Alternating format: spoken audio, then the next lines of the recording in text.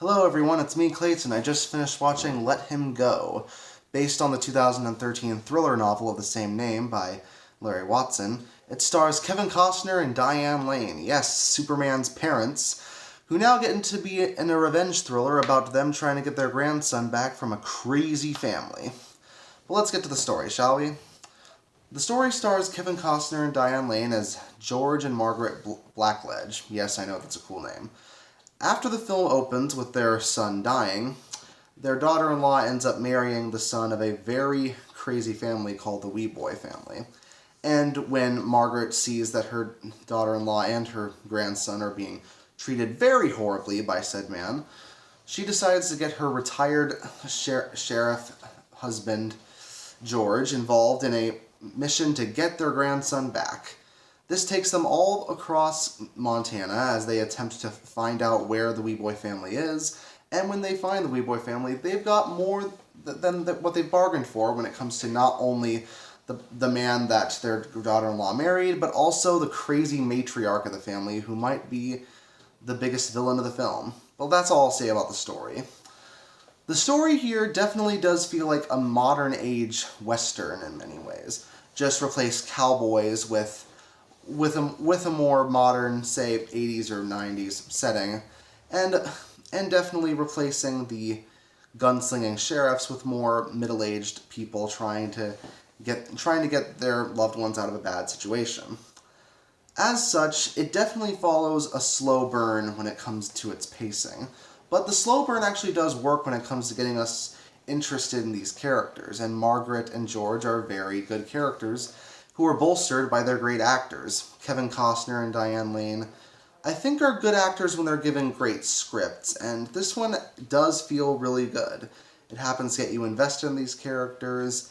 You can tell that Diane Lane and Kevin Costner have a lot of good chemistry together. Even though they're, older than typical actors when it comes to this specific scenario, they still feel believable in the roles, and they still really show that even years later they've still got it in terms of their talent. But the woman who plays Blanche, who happens to be the matriarch of our main antagonists, might end up being the character that I remember the most, considering that she's essentially got her whole family, her husband and her boys, to act as attack dogs for her when it comes to her holding an iron grip on the daughter-in-law of our main characters and their adorable grandson. She is terrifying when it comes to the things she says and the stuff she does. And I definitely think if she's not given a Best Supporting Actress nomination, there's going to be something wrong with the Academy Awards.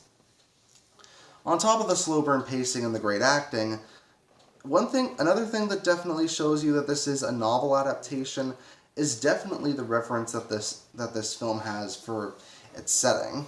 It definitely has a lot of great cinematography and a lot of great production design that basically recreates the setting and the time period and the tone that the film's going for very well. It happens to essentially have a great sense of authenticity to it that makes the story it's telling all the more gripping. Even if the story itself only lasts about 1 hour and 54 minutes, no second feels wasted and no scene feels unnecessary to me.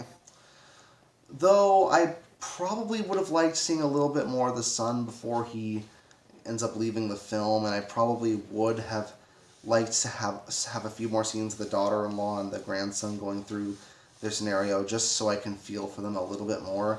The bits we do get from them are great, I just feel they could have been given a little more screen time. Aside from that, however, Let Him Go is a very tense, very dark film that I happened to get a lot out of, and I do think that Costner and Lane deserve a lot of credit for it. That's why I'm going to give Let Him Go an 8 out of 10. See you next time.